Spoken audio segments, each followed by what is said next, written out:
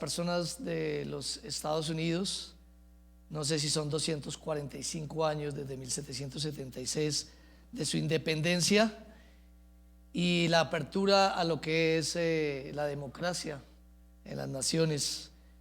Entonces ellos están celebrando con sus familias de varias formas, y para los cristianos esta fecha, hoy 4 de julio, también es una fecha especial porque se conmemora el Día Nacional de la Libertad Religiosa y del Culto en Colombia, firmada en el año 2016, hace 5 años. Y entonces hemos podido gozar de algunos derechos también a los cuales estábamos privados en el pasado. Y es un motivo para darle gracias al Señor por ello y poder servirle de la mejor manera, dando a conocer su misión. Esta pequeña introducción me llevó a pensar en todo lo que en 1 Timoteo hay acerca de la misión de la iglesia. Por eso el título esta mañana, la misión de la iglesia. Y vamos a ver la carta de 1 Timoteo, si Dios nos lo concede y nos lo permite. Primera carta a Timoteo.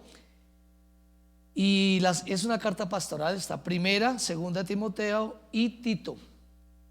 Y estas cartas han servido a la iglesia para dar a conocer el orden que debe haber en una iglesia, su estructura y la forma de conducirse dentro de la misma, es decir, su misión. Y para el día de hoy solamente meditaremos en 1 Corintios capítulo 1, su encabezado, su introducción, versículo 1 al versículo 2, que dice así: Pablo, apóstol de Jesucristo, por mandato de Dios nuestro Salvador y del Señor Jesucristo, nuestra esperanza, a Timoteo, verdadero hijo en la fe.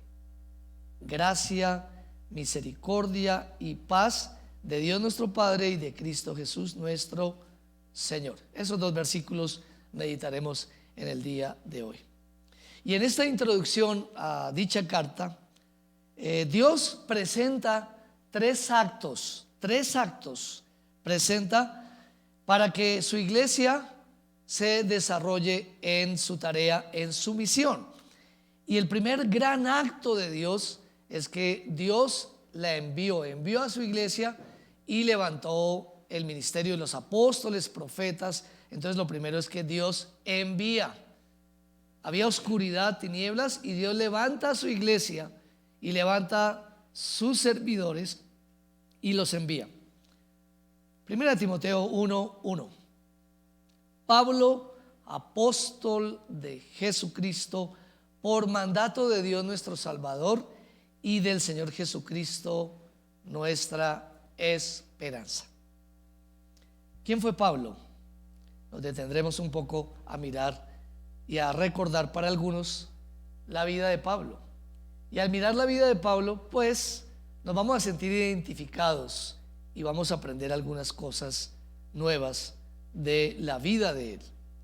Su nombre significa pequeño. Algunos comentaristas dicen que era corto de estatura y que no era una persona muy simpática, que quizás su nariz, y como lo identifican y expresan, su nariz quizás era una nariz grande, era una persona con facciones no, como un poquito fuera de lo proporcional.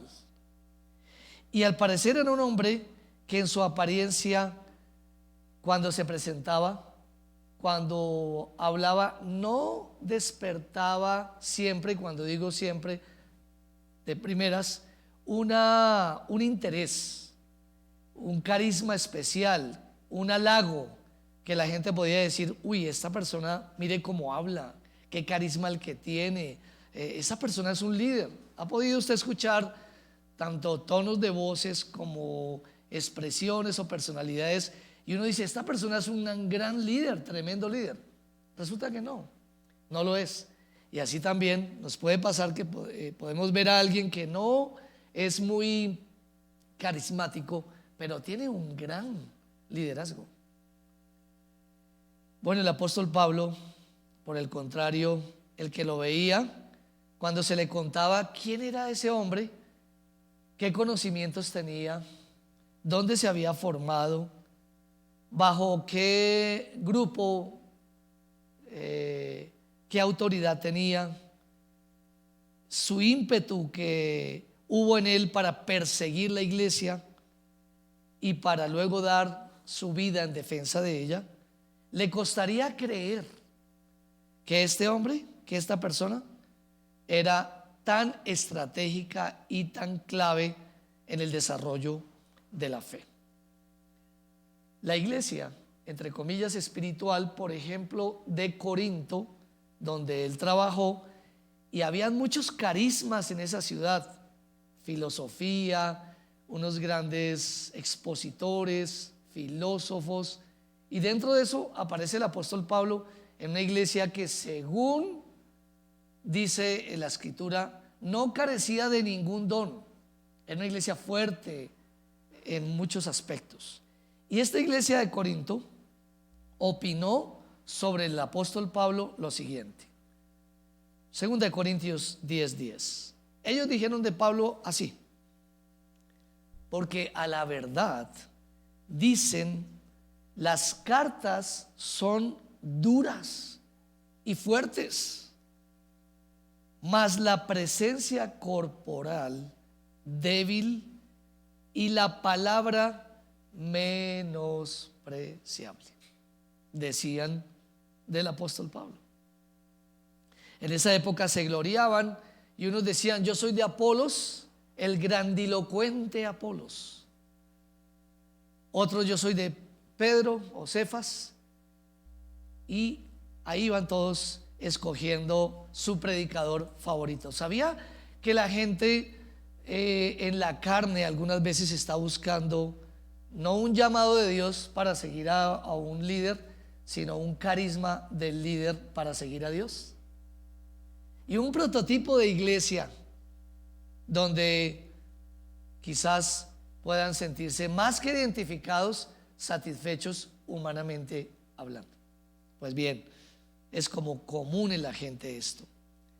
Este hombre menospreciable se llamaba Saulo en hebreo, de familia judía, y luego fue llamado Pablo, obtuvo una ciudadanía romana, y el ministerio de él era a los gentiles, a los que no eran judíos. Por lo tanto, no estaba en la élite del judaísmo. Y el cristianismo hasta ahora empezaba, entonces también no era muy significativo. Este hombre sabemos que era brillante y era un hombre, en las palabras espirituales, brillante, y era un hombre dedicado.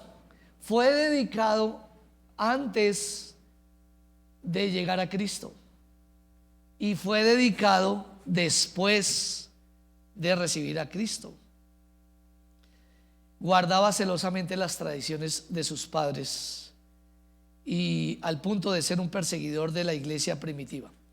Y yo creo que, si me lo permite decir, no hay nada como las personas definidas, radicales, porque el camino de Dios es eso, es un camino.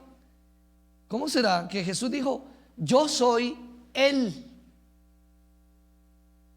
camino, no un camino? Y Dios es muy definido y le gusta que seamos definidos. Nosotros encontramos gente que es definida, como el apóstol Pablo. Antes Saulo dice: yo soy católico, apostólico y romano, o soy de los caballeros de la Virgen, y nunca pondré un pie en una iglesia protestante, en una iglesia cristiana. Esas personas que son tan definidas, cuando se convierten de una religión a esa relación y conocen a Cristo, son igualmente determinadas en su andar y caminar. Mas no así el que dice: no, pues yo estuve un tiempo en la iglesia tradicional, ahora los estoy acompañando y también puedo acompañar a las religiones diversas, estar con los musulmanes, yo soy una persona abierta, una persona sincretista. Pues bien, es de apreciar y valorar a aquellas personas que son radicales. Y aún me atrevería a ir más allá, que dicen: yo estuve en el mundo y en el mundo viví una vida pagana. Yo me reunía, bailaba, tomaba, pero he aquí conocí a Cristo y me definí y entendí lo que es blanco y lo que es negro, y le seguí a Él y seguí sus principios y su palabra. Personas definidas, decididas, brillarán en medio de la oscuridad. Personas que no son definidas y decididas no se podrán distinguir de las tinieblas. El apóstol Pablo dice lo que él era antes. Gálatas 1:13: porque ya habéis oído acerca de mí, de mi conducta en otro tiempo en el judaísmo, que perseguía sobremanera a la iglesia de Dios y la asolaba. Qué convicción la que tiene este hombre. ¿Cómo fue que un antagónico de Jesucristo pasa de enemigo a estratégico aliado de lo que perseguía? ¿Cómo sucedió eso? Por un de repente, por un repentinamente. Debemos ir entonces a Hechos, a hablar de la conversión de Saulo. Su vida cambió drásticamente. Y eso es el cristianismo, es el cambio radical. Cambio radical es el cristianismo. En Hechos 9:3-5 dice el apóstol, narrando Lucas la conversión de él: mas yendo por el camino, aconteció que al llegar cerca de Damasco, repentinamente, él no estaba pensando en eso, le rodeó un resplandor de luz del cielo, y cayendo a tierra, oyó una voz que los que iban con él no oyeron, que decía: Saulo, Saulo, ¿por qué me persigues? Él dijo: ¿quién eres, Señor? La gente persigue al cristianismo, habla del cristianismo porque no sabe. No podemos juzgarles si se burlan de nosotros, si nos critican, si no se encuentran con Jesús de una forma particular, que el Espíritu Santo venga a ellos.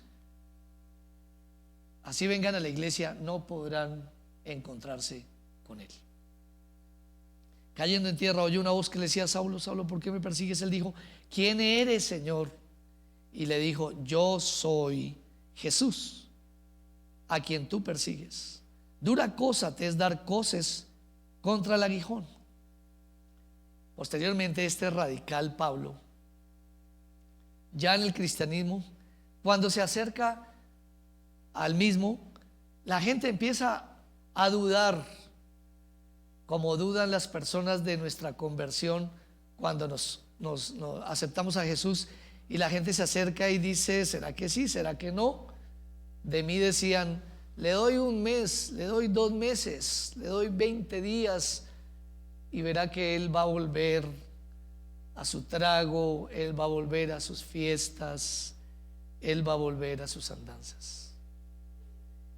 Y para el caso de Pablo, decían: esto está muy raro. Dudaba la gente de su cambio radical y pensaban que era un espía. Y podrían decir: no es posible, pensarían, que alguien se transforme en otra persona, porque el que es nunca dejará de ser. y aún dentro de la iglesia era mirado con desconfianza. Hechos 9:21. Y todos los que le oían estaban atónitos y decían: ¿no es este el que asolaba en Jerusalén a los que invocaban este nombre? Y a eso vino acá, para llevarlos presos ante los principales sacerdotes. Este hombre Dios lo hizo apóstol, el que representa a Dios entre los que no son judíos. Su tarea, ¿cuál era?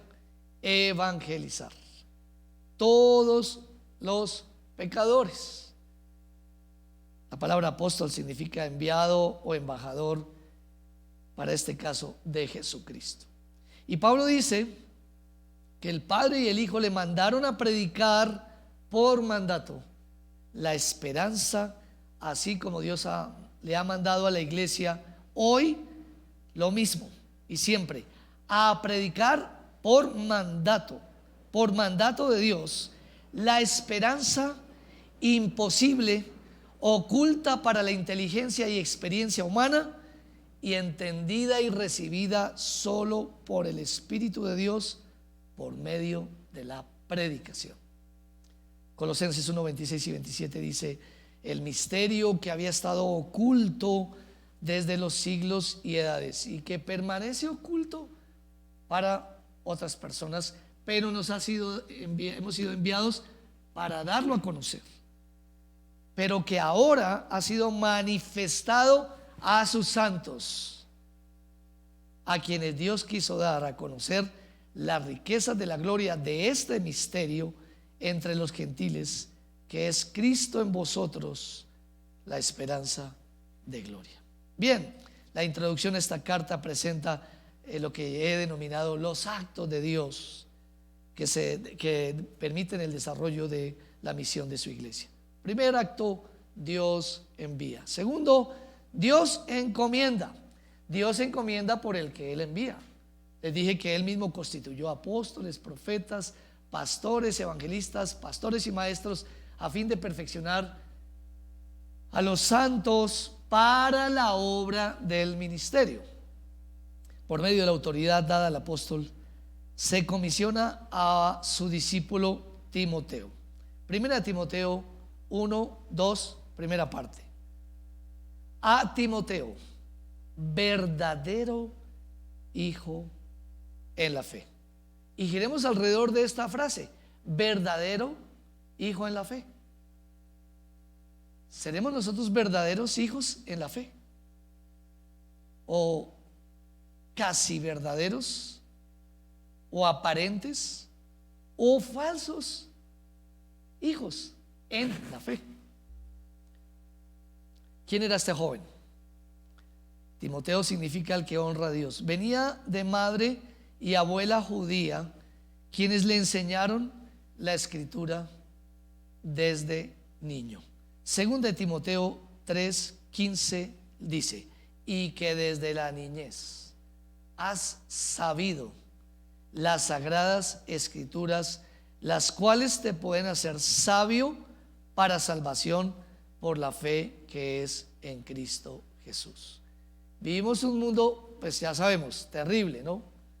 Con toda esta situación que estamos viendo de la ética y la moral, por ejemplo, la vida moral de las personas. ¿Qué hacer y cómo garantizar que nuestros hijos crezcan bien? Aquí está. Aquí está. Enseñarle las sagradas escrituras a nuestros hijos. De dos maneras: en la casa enseñarle y llevarlos a la iglesia. Llevarlos a la iglesia para que aprendan la palabra de Dios. No podemos exigir de ellos cambios. No podemos exigir de ellos perfección. Nosotros hemos sembrado una semilla en un corazón descendiente de Adán y propenso a la llama de este mundo. Pero está ahí nuestra intervención. Cristo en ustedes, la esperanza de sus hijos, la esperanza de gloria de sus hijos. pero hay que enseñarles la palabra de Dios. Pero de pronto nosotros le decimos a nuestros hijos, le enseñamos a ir a la iglesia, a ir a una iglesia, pero no les enseñamos la palabra de Dios. ¿Por qué no? Quizás porque nosotros no sabemos la palabra de Dios. Por lo mismo deberíamos nosotros asistir a todo curso, todo discipulado, catequismo que nos dé la iglesia y aprender nosotros la palabra de Dios, para que cuando Él nos pregunte algo, nosotros le demos razón de la esperanza que hay en nosotros, pero que no digamos, esperen mi hijo, ¿qué hacemos? Google, vamos a mirar Google, la pregunta sobre ética y moral que hay de mi hijo, entonces voy por Google, ¿qué es lo que está preguntando? A ver si Google me responde. Debemos saber la palabra del Señor, debemos llevar a nuestros hijos, debemos ser nosotros, y aquí viene, verdaderos discípulos. ¿Y qué es un discípulo? Un discípulo es un aprendiz.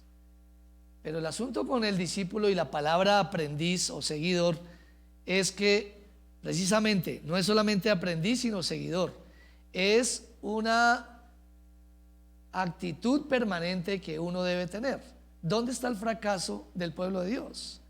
El Señor le dice a un pueblo que fue traspasado porque le faltó conocimiento. ¿Pero acaso no conocían la ley? Sí la conocían. Es sencillamente que necesitamos continuar en lo que hemos aprendido. Resulta que entre más años de cristianos tengamos, pues más sobrados nos vamos a sentir. Entonces vamos a tener conocimientos bíblicos del Antiguo Testamento, del Nuevo Testamento, de lo que vivimos en una época, pero no una renovación espiritual, la cual la Biblia, que fue escrita hace muchos años por el Espíritu de Dios y por estar en medio de la comunidad de fe, se activa y es totalmente benéfica para nosotros y para los que nos rodean. Este hombre, Timoteo, se mantuvo lo que llamamos hoy, ¿qué? ¿Cómo se llama hoy? Debes actualizarte, actualízate, actualícese. Si usted tiene un trabajo, actualícese, una carrera, actualícese. Y uno debe actualizarse en la palabra de Dios, que será siempre la misma, pero por el poder del Espíritu Santo, el poder que obró en la inspiración de la Escritura, operará en la iluminación de la Escritura. Y nosotros no podemos dar por sentado que la Biblia es la palabra de Dios y que está ahí escrita, sino que esa palabra de Dios es viva y eficaz y produce verdaderamente grandes cambios. Bueno, este hombre, este verdadero discípulo, verdadero hijo, creyente veraz, que aunque tuvo un padre pagano, griego, mantuvo su testimonio desde su niñez. Y cuando uno tiene una persona, si el hombre tiene una mujer que no es cristiana, o si la mujer tiene un hombre que no es cristiano, pues uno podría decir, pues ya que no es motivado a buscar la palabra de Dios, motivado a llevar un sacerdocio, de todas maneras hay esperanza. Y esta esperanza la tuvo esta mujer, la abuela Loida, la madre Eunice y el padre griego de él, que desconocemos su nombre. Era su núcleo familiar. Pero la Biblia dice, mayor es el que está en nosotros que el que está en el mundo. De tal forma que una persona puede creer que aunque su cónyuge no sea un ferviente espiritual, de todas maneras los hijos son santificados, como dice 1 Corintios 7, por el ejercicio y la valentía de permanecer la mujer o el hombre, para cual sea el caso, en los caminos de Dios y transmitiendo esa verdad. Esta mañana el texto del devocional nos animaba a que las personas no deberían unirse en el yugo desigual, porque es algo que van a lamentar por mucho tiempo. Porque nosotros no solamente somos parte física, emocional, nosotros somos seres espirituales. Y cómo necesitamos de Dios, y cómo necesitamos de un cónyuge que bendiga nuestras vidas al invocar el nombre de Dios. Bueno, este hombre no se escudó diciendo: es que mi papá fue así, es que mi mamá fue así. El límite que debemos ponerle a las maldiciones generacionales: sí existen, sí, tendencias, patrones generacionales, pero también existe lo que dice la palabra de Dios. El padre no llevará el pecado del hijo, ni el hijo llevará el pecado del padre. ¿Qué condiciona nuestra vida? ¿Qué influencia hay? La herencia, sí, claro, de Adán, y la mejor el padre de uno, etcétera. La herencia, el medio ambiente, qué difícil el medio, pero lo realmente importante es la respuesta personal que yo puedo tener para romper dichas maldiciones. Porque Jesucristo en la cruz llevó mis maldiciones. Y hay personas con sombras de los patrones generacionales, viven con sombras y viven atados y esclavizados, ¿por qué no?, por ese tipo de tendencias. Bueno, Loida y Eunice, al parecer, no se conformaron a este pensamiento. Y este joven fue de gran testimonio. Hechos 16, 1 y 2. Después llegó a Derbe y a Listra, hablando del viaje misionero de Pablo. Y he aquí, había allí cierto discípulo, se distinguía, llamado Timoteo, hijo de una mujer judía creyente, pero de padre griego. Y algo que debería sucedernos a nosotros. Y daban buen testimonio de él los hermanos que estaban en Listra y los hermanos que estaban en Iconio. Buen testimonio. Su testimonio, así como su procedencia o doble ciudadanía, le abrieron puertas para cumplir el propósito de Dios en su vida. Pablo dice de Timoteo que es un hijo verdadero. La figura ahí que da es sencillamente un hijo que nace dentro de un matrimonio y no un hijo ilegítimo. ¿Entendemos el concepto? ¿Cuántos hijos ilegítimos hay hoy dentro de ese concepto? Muchos. Timoteo demostraría que era hijo verdadero en la fe, pues confesaba abiertamente a Jesucristo. Un hijo verdadero en la fe, ¿cómo empieza esa relación? Si usted quisiera ser un verdadero hijo en la fe, o si usted ya lo es y quisiera recordarlo. Romanos 10, 9 al 10 dice que si confesares con tu boca que Jesús es el Señor, no solamente el Salvador. Mucha gente cree que Jesús es el Salvador y no el Señor. Entonces, ese concepto es igual al que tiene la gente afuera que dice: yo creo en Dios, pero no le creo a Dios. Yo creo en Dios, todos creen en Dios, el diablo cree en Dios, dice Santiago 2:19. ¿Tú crees en Dios? Bien haces. El diablo está consciente de esa realidad. Los demonios también, y tiemblan. Que si confesares con tu boca que Jesús es el Señor. Si usted quisiera que Él fuera su Señor, Salvador y Señor, los dos vienen a ser un solo beneficio y una sola exigencia. Y creyeres en tu corazón que Dios le levantó de los muertos, serás salvo. Porque con el corazón se cree para justicia, pero con la boca se confiesa para salvación. Entonces, la evidencia de esta confesión se manifiesta en un estilo de vida acorde con la obra que Dios hizo y que Dios espera, es decir, una vida de santidad. Romanos 1:7 dice: Pablo escribe a todos los que están en Roma, a todos los creyentes que están en Roma. Y ellos tienen dos características: son amados de Dios y han sido llamados a ser santos. Otra vez, nosotros pensamos que Dios nos ama y punto.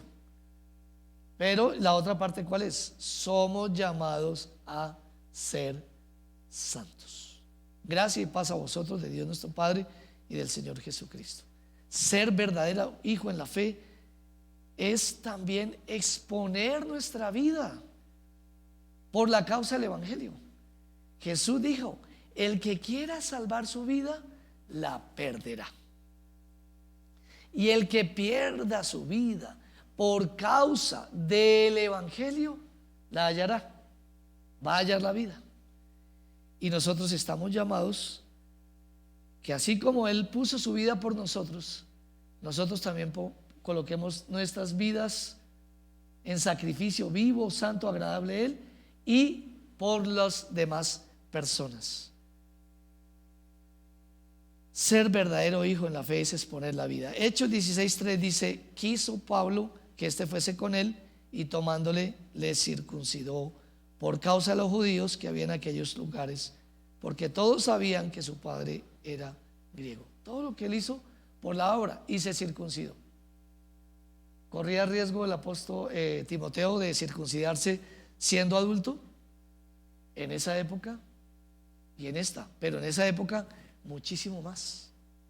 Era un riesgo que él se expusiera, pero él era un verdadero hijo, pero él era un verdadero discípulo. Y podíamos preguntarnos: ¿somos verdaderos hijos? ¿Somos verdaderos discípulos? ¿Exponemos nuestra vida por el Señor? En nuestro devocional de hoy, al compartirlo, alguien dijo, en la mañana con el equipo de trabajo, alguien dijo: tenemos que orar porque el miedo, en lugar de acercar las personas a Dios, las aleja.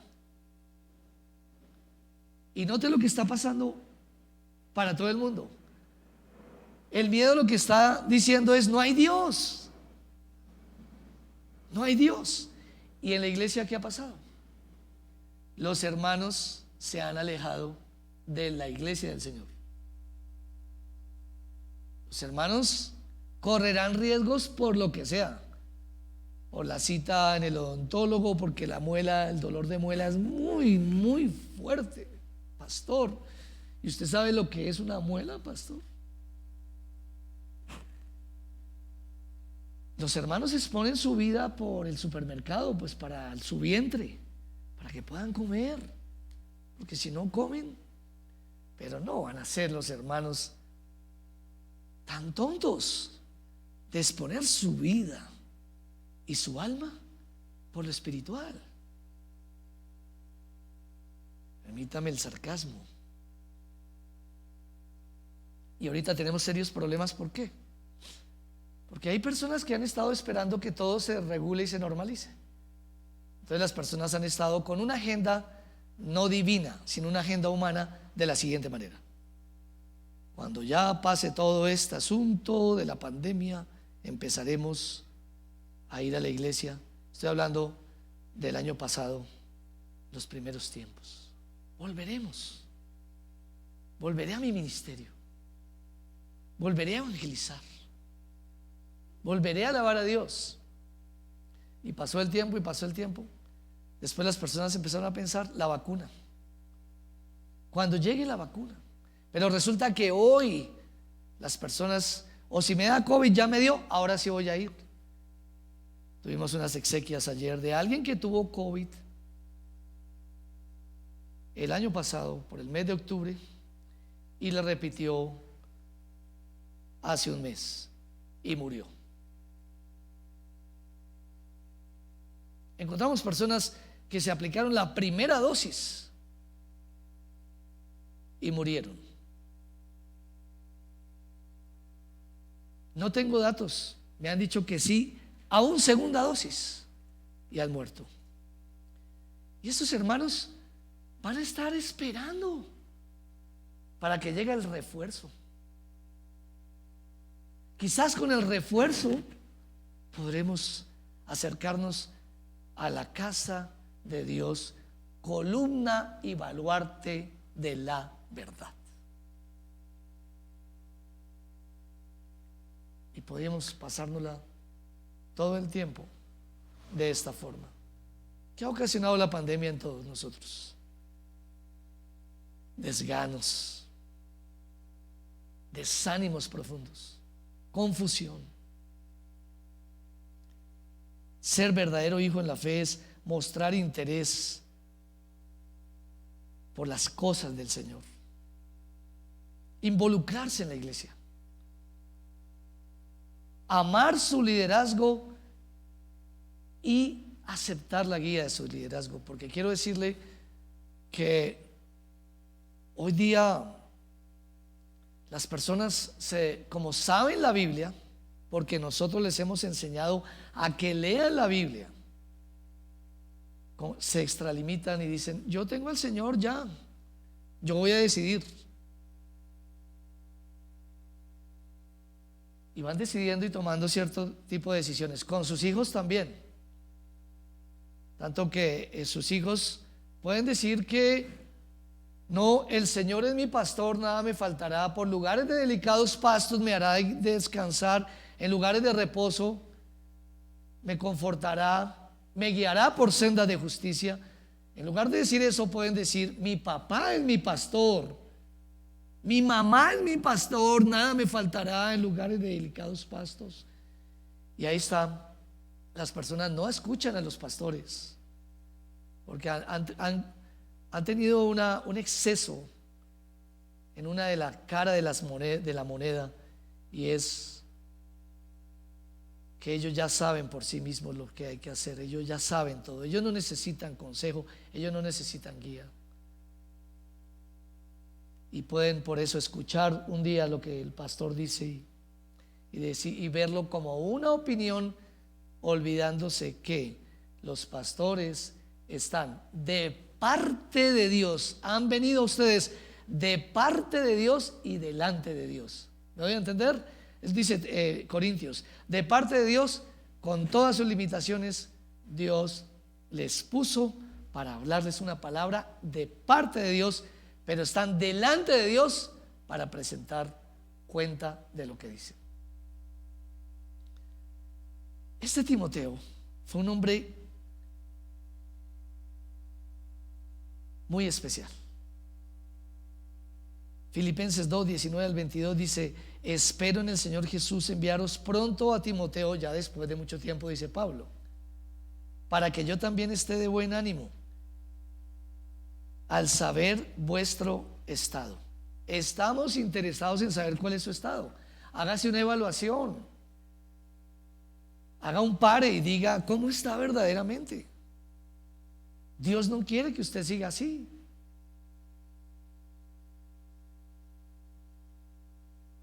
Y dice: pues a ninguno tengo del mismo ánimo y que tan sinceramente se interese por vosotros, porque todos, y quisiera que usted se incluyera ahí, me puedo yo también incluir, todos buscan lo suyo propio, no lo que es de Cristo Jesús. Pero ya conocéis los méritos de este verdadero hijo y de este verdadero discípulo,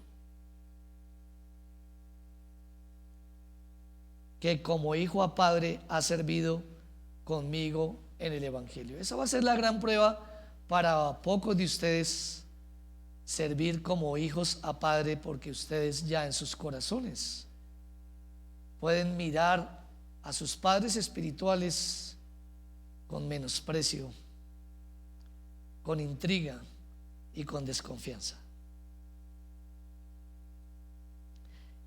Quizás sea simplemente una situación de orgullo. En esta introducción, Pablo presenta 3 actos de Dios para que se desarrolle la misión de su iglesia. Primer acto: Dios envía. Segundo, el apóstol Pablo, apóstol de Jesucristo. Segundo, Dios encomienda por medio del que envía. Dios encomienda por medio de la iglesia. Y tercero, para el que envía como para el que es encomendado, Dios empodera. Y el apóstol da una tríada especial como recursos divinos para que la iglesia del Señor, es decir, ustedes y yo, nos podamos sostener y seguir adelante. Primera de Timoteo 1:2, la segunda parte: gracia, misericordia y paz de Dios nuestro Padre y de Cristo Jesús nuestro Señor. Gracia. Empecemos por gracia. Favor inmerecido que Dios en su amor nos ha ofrecido al perdonarnos nuestros pecados. Por gracia somos salvos. Y esto no de vosotros, no de ninguno, pues es don de Dios. Ayer recordaba, haciendo las exequias, que algunos creyentes llevan una vida pobre y miserable, sin disfrutar de las riquezas de Cristo. Pero han sido salvos. Y estamos viviendo una época donde Dios está llamando a la eternidad al que ha sido fiel en sus caminos como al que ha sido infiel en sus caminos. El que ha sido fiel en sus caminos, Dios dijo: me lo llevo, ya es el tiempo de llevármelo. Fue útil, me lo llevo. Y al que fue infiel en sus caminos, dice: él no va a cambiar. Espero que esto no lo motive a arrepentirse, porque en el amor no hay temor, porque el perfecto amor echa fuera el temor. Que usted no diga: ay, ¿qué tal que yo siga siendo un cristiano de medio pelo, un medio cristiano, y entonces Dios venga y me dé a mi COVID y me muera? Quiero decirle que a algunos, así sean poquitos, Dios dijo: te corto, no vas más, te amo, te voy a llevar. Estás viviendo perdida y de una forma disoluta, yo te voy a llevar. Para algunos Dios les va a dar descanso, pero para otros Dios va a parar sus vidas. Si Dios viniera hoy por usted, ¿cuál de esas dos personas sería usted? Hemos tenido que enterrar a muchos y estoy hablando con propiedad. Cuando algunos desde la clínica, media hora antes de entubarlos, hicieron la llamada que tenían que hacer y decir: oren por mí, con un tono ya donde no hay voz, donde no hay fuerzas, oren por mí. Pido perdón por todo lo que he hecho a la familia. Papá, perdóname porque esto. Hijo, mamá, Señor, recibe mi espíritu. Es posible que no salga de aquí, pero yo soy de Dios, y aunque no me porté como Dios quería y no fui luz en medio de oscuridad, Padre, recibe mi espíritu. ¿Creen que habrá personas cristianas? Y la pregunta es: ¿usted cuál es? Y la pregunta para mí es: yo como pastor, ¿qué tipo de pastor soy? Soy el que, si Dios viniera hoy, me diría: te llevo porque es el tiempo, hiciste lo que tenías que hacer.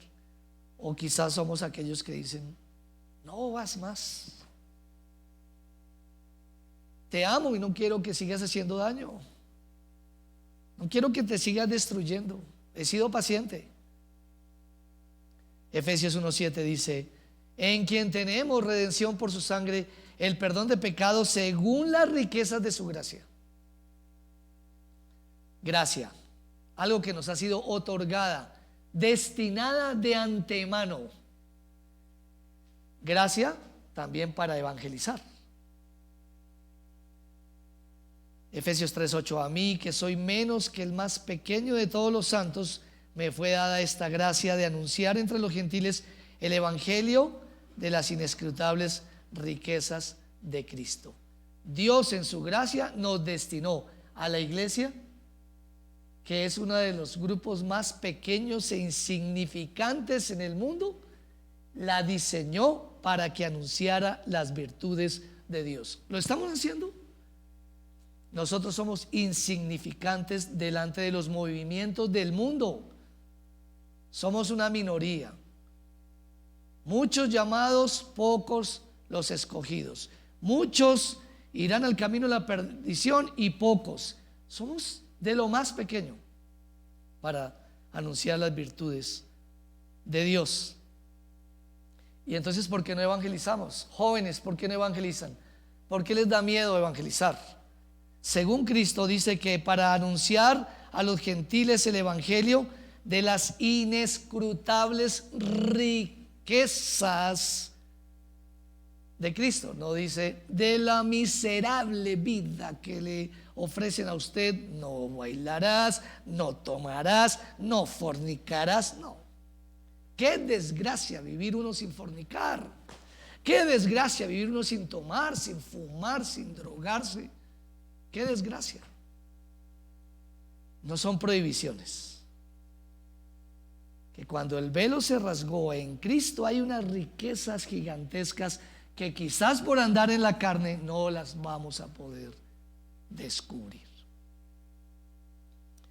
Gracia también para servir a la iglesia por medio de los dones. ¿Cuántos de ustedes dejaron sus ministerios? ¿Cuántos de ustedes dejaron de servirle a Dios? ¿Por qué le dejó de servir a Dios?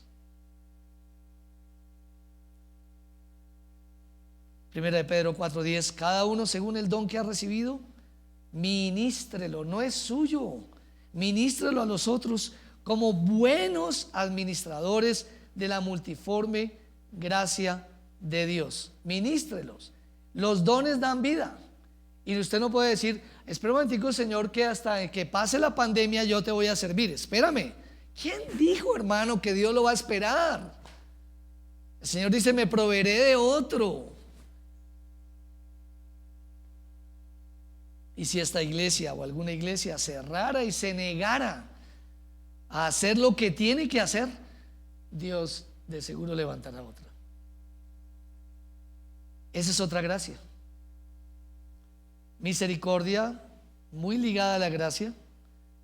Compasión de Dios en medio de nuestra naturaleza caída.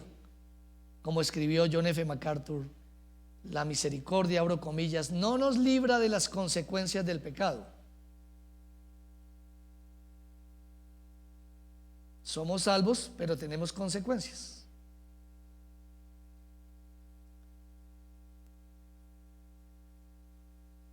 Sino de la desdicha que lo acompaña. Dios tiene misericordia de nosotros. Necesitamos el tierno amor de Dios en medio de toda situación adversa. La misericordia de Dios para servirle.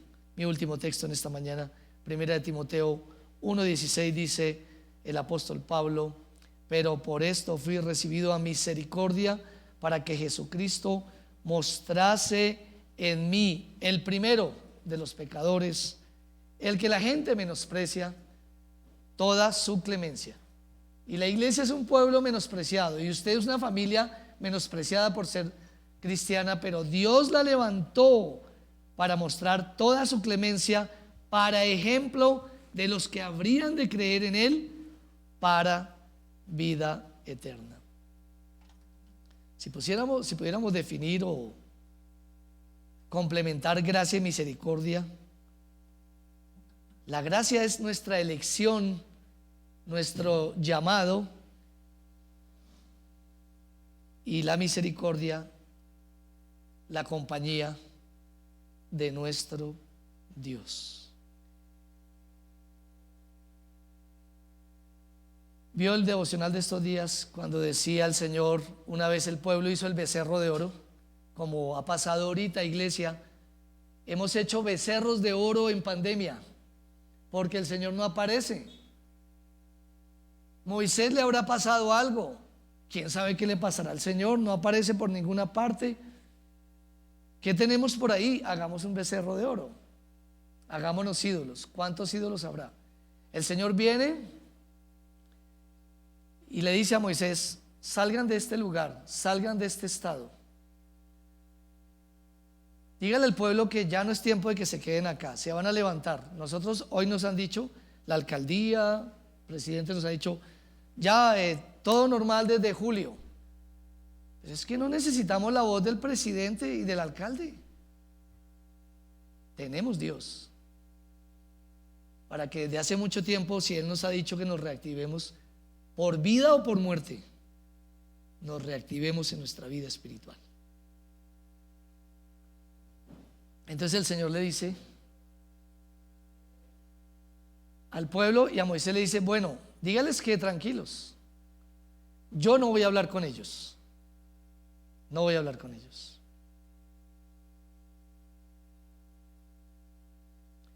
Yo voy a hablar contigo, Moisés,